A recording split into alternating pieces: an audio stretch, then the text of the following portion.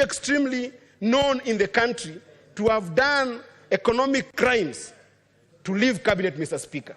Mr. Speaker, what is there, Mr. Speaker, to explain to the country why the CS of Agriculture must continue being a CS, Mr. Speaker?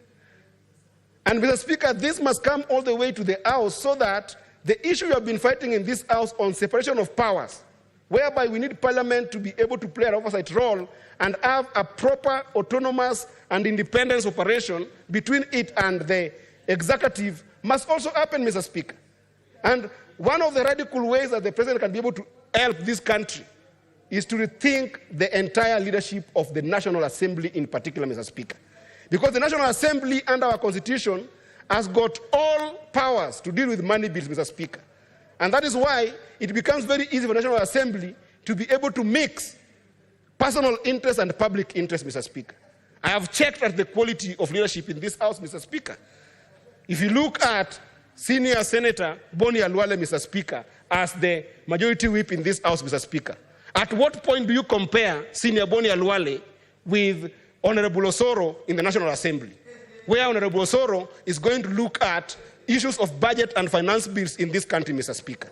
When you look at our majority leader here, Mr. Speaker, the gentleman called Arun Cheriot, who has actually brought this bill, Mr. Speaker, the depth and the passion for the country, Mr. Speaker, at what point do you compare Arun Cheriot with Kimani Ichung'wa in National Assembly and then say that we're going to sober assembly, Mr. Speaker?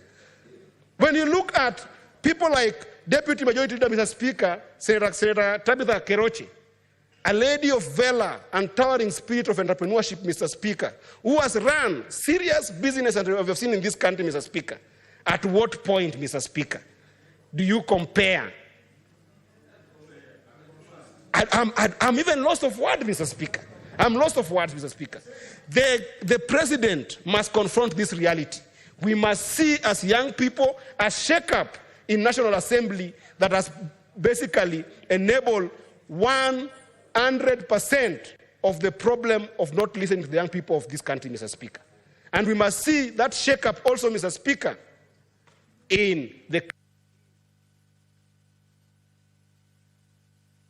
2 minutes to wind up your thoughts. Mr. Speaker, as I wind up, I also want to invite Gen Zs to a conversation that we are a constitutional democracy.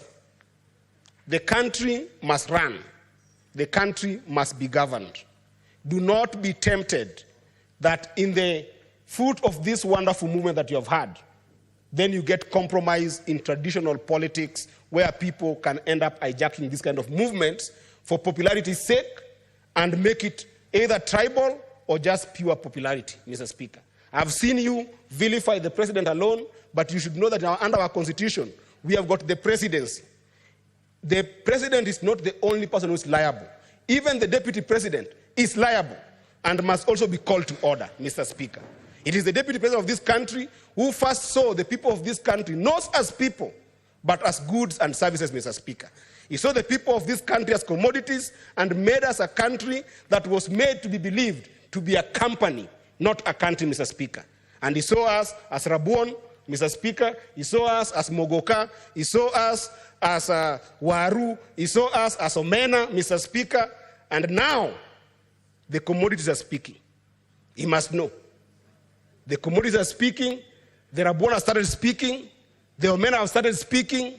And he must now realize that this country is not a company where we talk about shareholding and state-made Kenyans versus self-made Kenyans, but we are a country of people of value, and even him must be held to account so that we do not start a place whereby people want to start fighting Kikuyus the other side or fighting Somalis this other side, because all those people are also a part of the recipe of why this country works. Because I've lived... Senator Abbas.